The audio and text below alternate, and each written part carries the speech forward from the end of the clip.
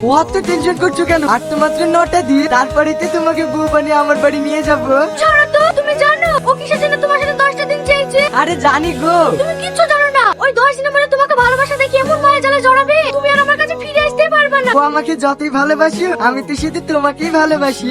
সত্যি? হ্যাঁ গো সত্যি। ওই গো হলো। হ্যাঁ আসি। বাবা কি সাজা সেজেছো গো? সাজবো না? এই লাও। এটা কি? আমি এই নদিন কোথায় কোথায় ঘুরতে যাবো? কালি। কোন নদীর ধারে ঘুরতে যাবা? বিয়ের 2 দিন পর আমাকে নিয়ে নদীতে ঘুরতে গিয়েছিলে, সেই নদীর ধারে। ঠিক আছে চলো। ওই গো আসো, খেয়ে লাও। আবার চলে এসো। আসছি। আজ কি রান্না করেছো? তোমার সব থেকে পছন্দের খাবার ঘি দিয়ে আলু ভাজা আর পালং শাক দিয়ে কালাই ডাল। দাও খেয়ে লাও। না না থাক, তোমাকে খাওয়াইতে হবে না, আমি খাসি।